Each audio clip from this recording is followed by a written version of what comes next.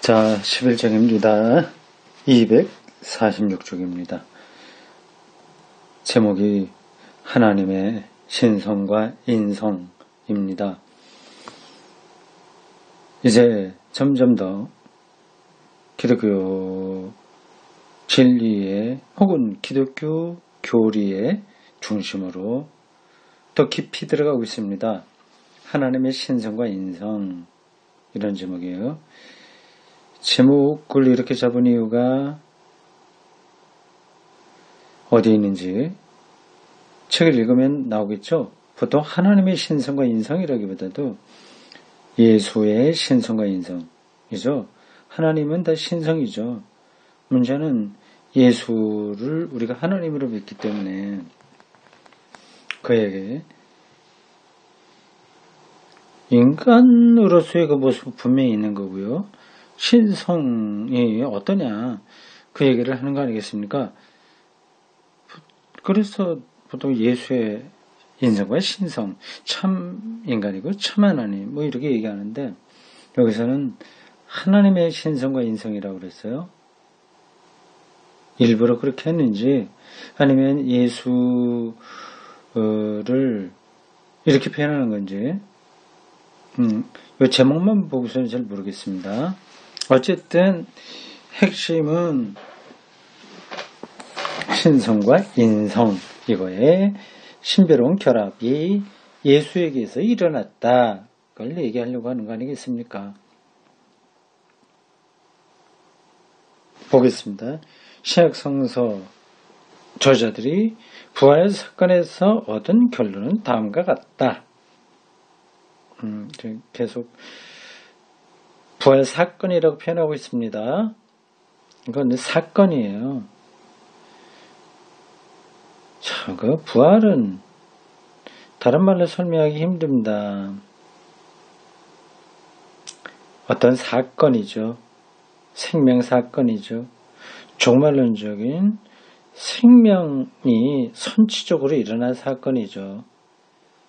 참, 이렇게 말하면 일상만, 그러니까 일상에서만 어떤 확실한 것을 생각하고 있는 사람들에게는 거리가 멀게 느껴집니다. 근데 그걸 극복하기가 간단한 게 아닙니다. 부활의 사건에서 얻은 결론은 다음과 같다. 신앙인들이 예수 그리스도 안에서 체험한 하나님의 가까이 계심은 그 이전에 하나님에 대해서 체험한 모든 것을 능가한다. 네. 신앙인들, 제자들과 초기 기독교인들이죠. 예수 그리스도 안에서 체험한 하나님의 가까이 계심, 예수님이 하나님 나라 가까이 왔다고 얘기했죠. 예수를 하나님의 보이는 모습으로 경험했습니다. 하나님의 가까이 계심, 이렇게 표현한 거예요. 이러한 경험은 하나님에 대해서 체험한 모든 것을 능가한다. 다시 말하자면 하나님은 이전의 모든 계시, 자기를 나타내심입니다. 리빌이라고 하는 동사에서 나온 리빌레이션, 독일어로 오펜바룽이라고 합니다. 계시 개념도 복합적입니다. 하나님은 이전의 모든 계시, 자기를 드러내는 거예요. 계시를 자기 아들을 통한 마지막 계시로서 더욱 높이셨다. 이렇게 제자들하고 초기 기독교인들이 생각했다고 하는 겁니다. 마지막 계시로서예요. 계시가 자연 계시도 있고 보편 계시, 뭐 특별 계시, 뭐 등등 이렇게 얘기하는데, 그리스도 예수를 가장 최후적이고 결정적인 계시로 하나님이 나타내신 거다, 그렇게 생각했습니다. 그런 표현이 히브리서 1장 1절 이하에 나온다고 합니다. 자기 영을 통하여 사람들을 자기 아들의 형제가 되게 하셨고 자기 자녀들을 공동체에 집결시키셨다. 이게 교회죠. 신앙의 이 엄청난 체험에 의하여 자극을 받아 예수의 지휘자들은 예수를 통한 하나님의 계시를 선포하고 예수에 의하여 열린 구원을 모든 사람들에게 제시하게 된 것이다. 제시하게 되었다. 선교 활동이죠. 예수가 하나님 계시의 최종판이다. 그런 경험을 세상 사람들에게 전하려고 했던 겁니다.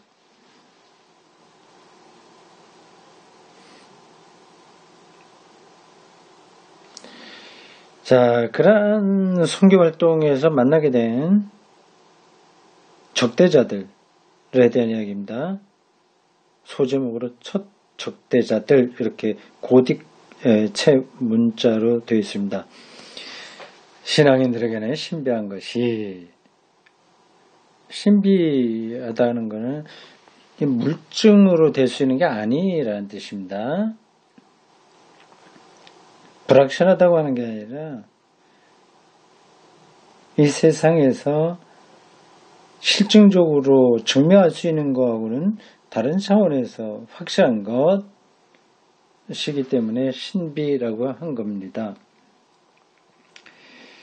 신앙인들에게는 신비한 것이 불신자들에게는 어리석은 것이 되고 걸림돌이 되었다. 고린도전서 1장 23절입니다. 24절입니다. 예수 그리스도의 십자가의 죽음이 세상 사람들에게는 어리석고 걸림돌이 되는 거였다는 겁니다. 그 바울이 고린도전서 1장 23절 24절에 그를 말하고 있습니다. 하나님이 아버지로서 인간에게 가까이 오셨다는 예수께서 그리스도이며 성령자이고 주이고 하나님의 아들이라는 이 복음 선포는 유대인에게나 헬라인들에게나 나아가서 로마 제국에까지도 굉장한 도전이 되었다. 말이 되지 않은 거죠. 그들이 볼 때는요. 그러나 그게 도전이 된 겁니다. 정말 그런가 아닌가 하는 생각을 하게 되는 거죠. 도전이 되었습니다.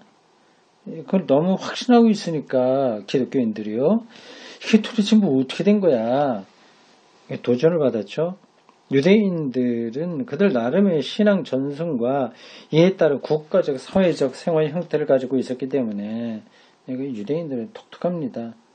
어디 디아스포라로 떨어져 있더라도 자기들의 독특한 신앙, 국가, 사회, 삶의 태도를 유지하고 있었습니다. 극심한 반항을 보였다. 기독교에 대해서 유대교가 적극적으로 부정한 거죠. 히라민의 고급 지성과 황제의 신성 불가침을 내세운 로마 제국의 제도는 비판과 의혹을 내뿜었다. 기독교를 적대적인 것으로 생각했습니다. 신약 성서의 그리스도상, 그리스도 이미지도 이런 비판의 배경 앞에서 형성 발전된 것이다.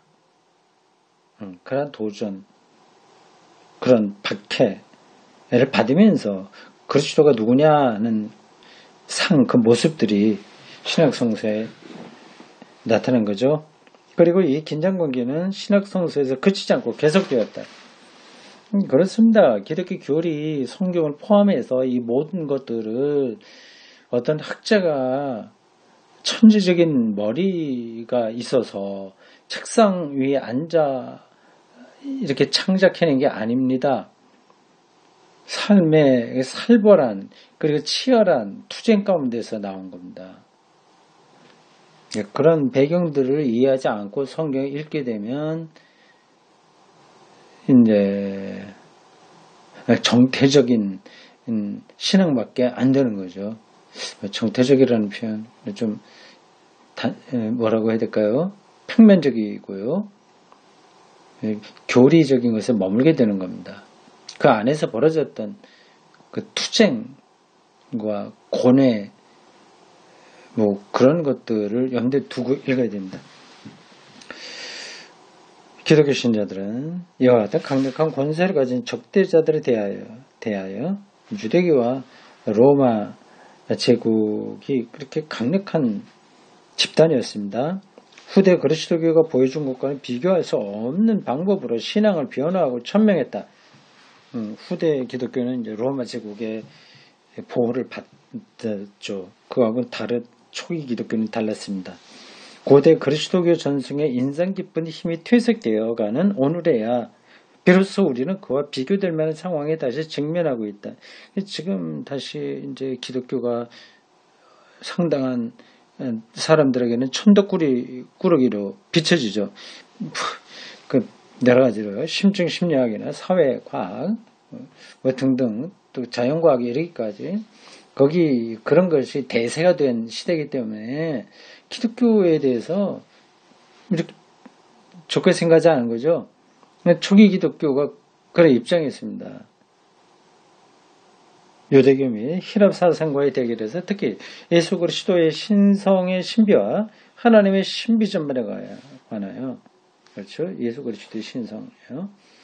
더 깊이 연구해야 할 당위성이 너에게 되었으면 당연한 일이다. 도대체 예수가 왜 하나님의 아들이냐? 즉 하나님이 자기를 최종적으로 드러낸 분이냐는 것을 그들이 알아듣고 동의할 수 있도록 설명해야 될 거 아닙니까?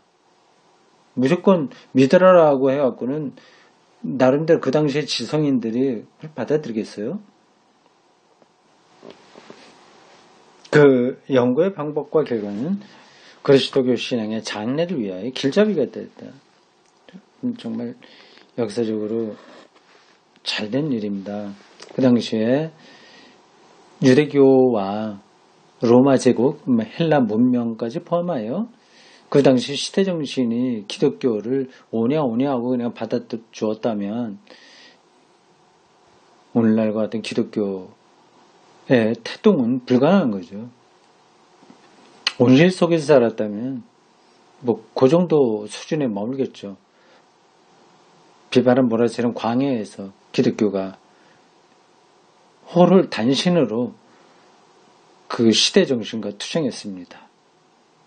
물론 고대 교회의 신상, 신의 모습과 그리스도상을 형성케 한 동인은 내적으로나 외적으로나 그 시대에 한정된 것이었다.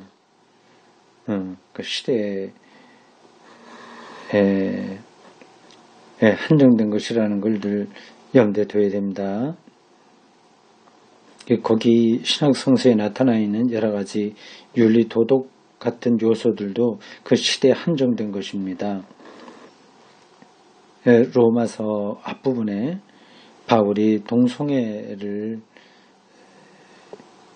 비난한 이유도 그 시대에 한정된 것으로 읽어야 됩니다. 그걸 근거로 해서 오늘날 동성애자들을 비난하는 건 성경과 기독교에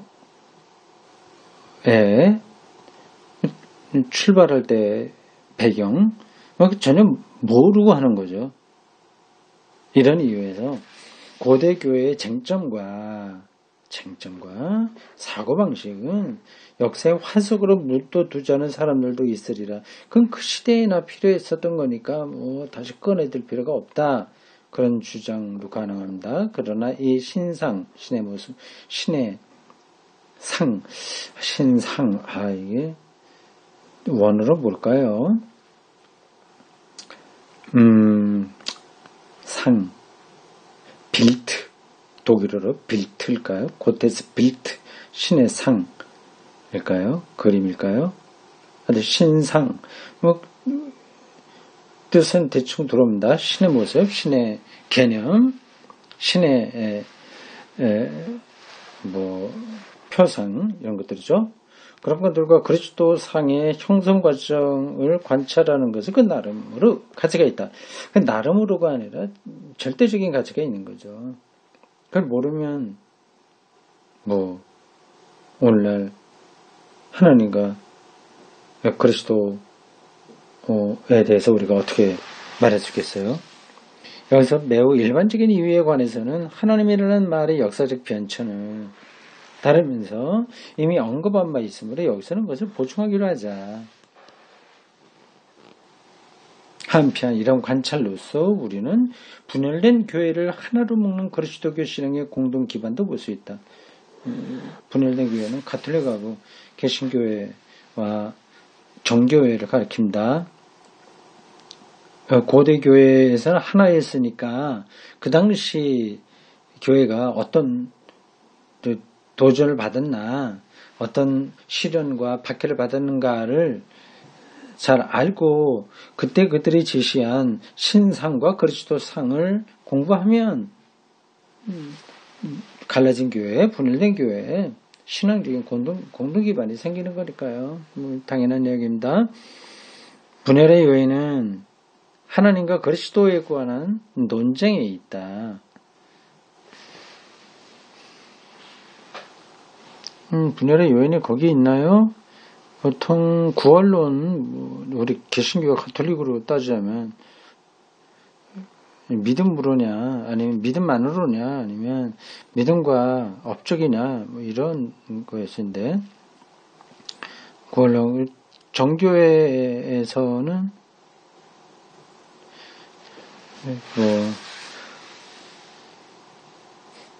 뭐예요? 필리오게라고 해서요. 아들, 그리고 또한 아들로부터 라고 하는 그 라틴어로 된 그 성령이 아버지로부터냐 아니면 아버지 그리고 아들로부터냐 그런 것 차이들이 있죠. 그런 건데 여기서는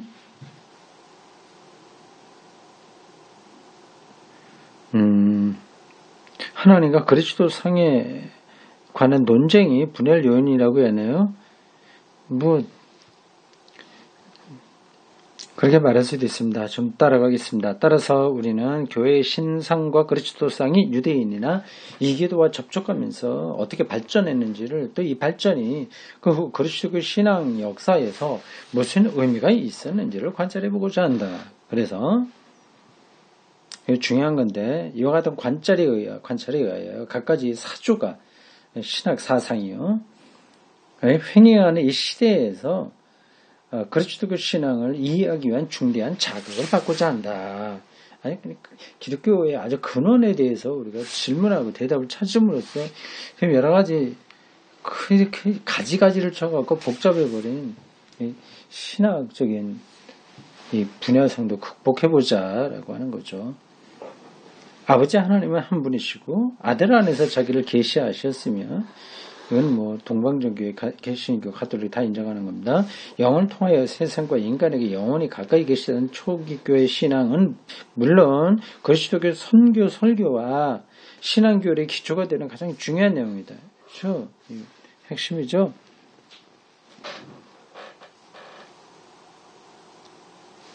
이 메시지를 받아들인 사람만이 교회에 속할 수 있다. 맞습니다. 그런데 이와 같은 신앙과 신상, 신의 모습, 그림은 교의의 형식으로 표현된 일은 드물지만 도구마예요. 교의 형식으로 표현된 일은 드물지만 드물다. 다시 봅시다. 교리구로 표현이 안 돼. 자주 되지 않았다는 거예요. 하나님은 한 분이고 하나님 아들 안에서 자기를 계시하셨으며 영을 통하여 세상과 인간에게 영원히 가까이 계시는 초기교회의 신앙은 물론 그리스도의 설교와 신앙 교리 기초가 되는 가장 중요한 내용이다. 이런 메시지가 신앙과 교리 도구만 형식으로 표현된 일이 드물다고 해요. 정말 드뭅니까? 이게 무슨 뜻인가? 교리 형식으로 됐을 거라고 보는데요. 저는 일단 넘어가겠습니다. 무엇보다도 교회의 예전 생활에 깊이 새겨져 있다. 예배를 중심으로 한 종교 의식들입니다. 예배상의 신앙 고백, 특히 성례전 집행에서 말로 표현된다. 여러 증언들 중에 사도적 복음 선포의 증명 이라는 이레네우스의 글의 한마디를 인용해 두자. 이런 것들이 교부 시대 때는 아직 안 됐다는 얘기죠. 초기 기독교에 교리로 된 건 아닌데 예전에서 세크라멘트라고 하는 예전에서만 됐다고 하는 겁니다. 이레네우스 교부 중에 한 사람입니다. 유명한 사람이에요. 이렇게 얘기했습니다. 신앙은 우리가 아버지 하나님의 이름으로 강생하여 죽으시고 강생하여 죽으시고 죽은 자들로부터 부활하신 하나님의 아들 예수 그리스도의 이름으로 하나님의 성령 안에서 죄의 용서를 받기 위한 세례를 받았음을, 또 이 세례는 하나님 안에서 얻은 영원한 생명이며 재생, 부활이죠. 다시 사는 것의 봉인임을 생각으로 촉구하고 있다.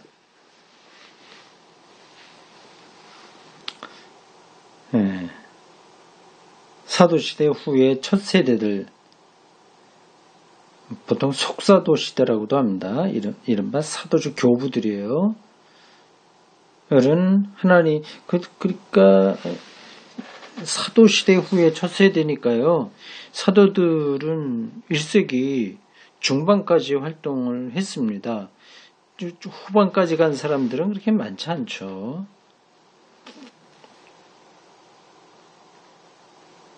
바울은 더 일찍 죽었고요. 예수님이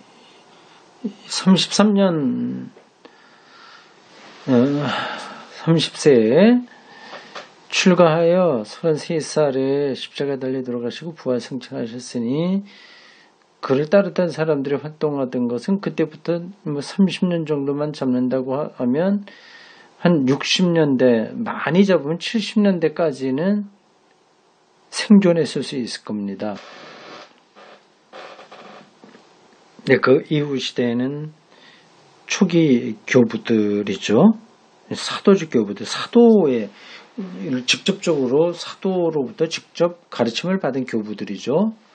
이들은 하나님의 성령 사업과 그 특성에 대한 신앙의 근거를 산전승과 사도들 및 산정승, 이게 말이 이상하죠. 이게 그때까지 살아있는 전승이에요. 그러니까 구전되는, 그냥 전승이라고 하면 됩니다. 그때 남아있던 전승이죠. 그것들과 사도들 및 사도들의 제자들이 기록한 것에 두고 있었다. 그런데 하나님의 아들에 대한 신앙을 고백하게 될 때 사람들은 당연히 하나님이 한 아들을 가지고 계시다면 어떻게 유일한 하나님이 될 수 있느냐 하는 난제에 봉착하게 되었다. 그렇죠. 하나님이 한 분이신데 하나님의 아들도 또 신성을 가진 거 아니겠어요. 그럼 유일한 하나님이라고 하는 말에 모순이 생기게 된 겁니다.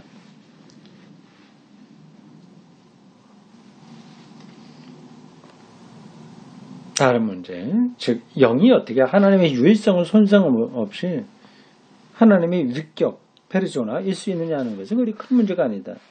성령에 대한 것은 삼위일체를 얘기할 때 처음부터 중요하지는 않았습니다.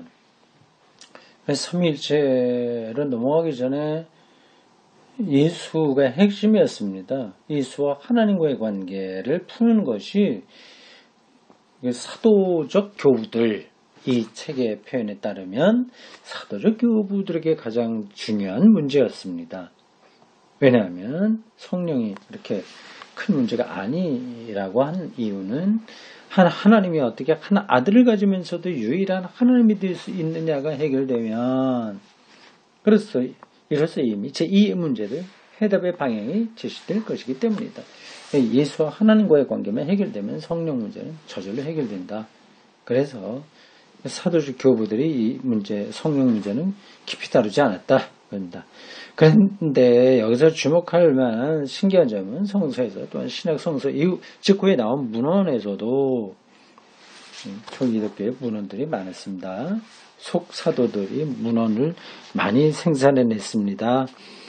유일신에 대한 신앙 고백이 흐려질까 염려하는 바가 그리 크게 나타나지 않았다는 것이다. 그러니까 유일신과 예수도 하나님이라고 하는 여기 충돌할 수 있는데, 그 문제를 그들이 중요하게 생각했죠.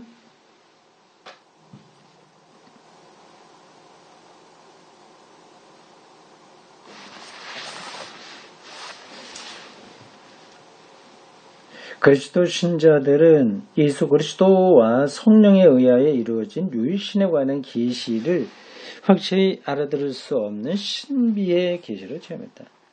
그렇죠? 지금도 마찬가지입니다. 확실히 알아들 수 없는 신비의 계시로 체험했다.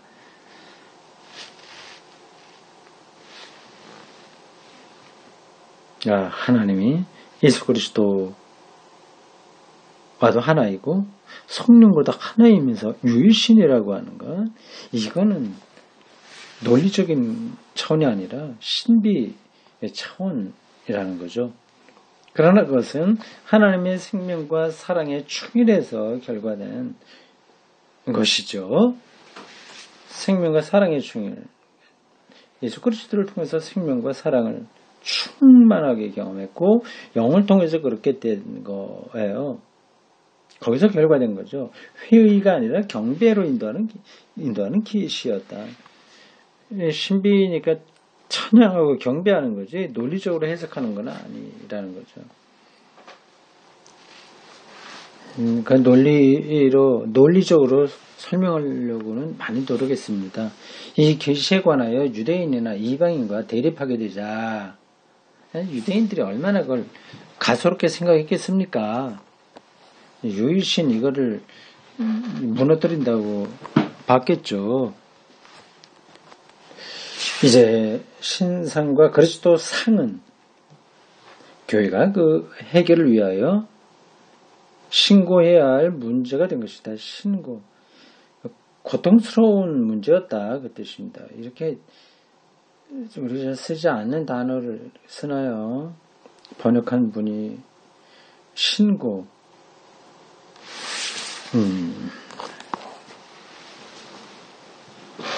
하여튼 고통스러운 아주 신고.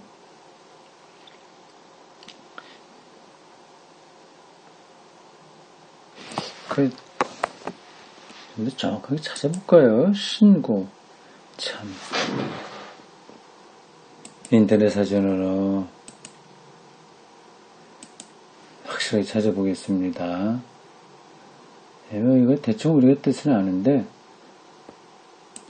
그래도 공부한다는 뜻으로.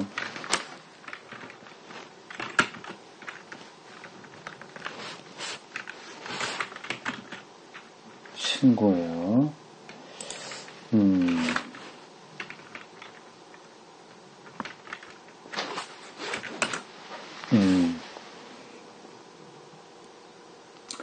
예, 어려운 일을 당하여 몹시 애씀, 그런 고생. 예, 그렇습니다. 어려운 일을 당해서 고생해야 된다, 그 뜻입니다. 뭐 이렇게 신고라고 썼어, 번역을. 참. 이제 신상과 그리스도 상은 교회가 해결을 위해서 고생해야 할 문제가 된 것이다. 이러면 되죠. 여기서 우리가 일별할 신학적 대립은 그 수세기 동안 계속되었다. 물론 이들 쟁점 하나하나가 오늘도 모두 존재한다는 것은 아니다. 그때는 필요해서는 지금은 해결된 문제죠. 그러나 그 대립관계는 모든 시를 통해서 그리스도교 사상의 과제를 위한 하나의 법례가 된다. 즉 자기 시대의 사람들의 문제와 사고방식에 관심 있게 기울이면서 동시에 비판적으로 대처해야 할 과제를 위한 하나의 거울이 되는 것이다. 이런 문제를 고대 교회가 고생하면서 붙들었다고 하는 걸 보면 오늘날도 우리는 그렇게 고생스럽지만 시대, 일종의 로마 제국과 같은 시대, 기독교가 그대로 받아들이지 않는 그런 시대와 같은 것을 지금요. 그런 하나님 상과 그리스도 상을 변증해야 될 책임이 있다. 그죠? 자, 두 군데의 관계에서 충돌이 있습니다. 하나는 유대인들, 유일신 사상이고요. 이교도들과 벌어진 것도 하나입니다. 이교도들에게는 로마 사상에 가장 잘 나타나는 거겠죠. 그들은 다신교고요. 유대교는 유일신인데요. 다신교를 기독교가 용납할 수 없었고 유대교의 율신론도 받아들일 수 없었습니다. 이게 삼위일체가 양쪽 다 그런 점에서 공격을 받고 또 기독교가 방어해야 될 문제였습니다. 로마 제국의 종교관은 기독교가 얘기하는 예수도 하나의 신이다 그렇게 하면 된다 그런 거죠. 근데 기독교는 그걸 받아들일 수 없었습니다.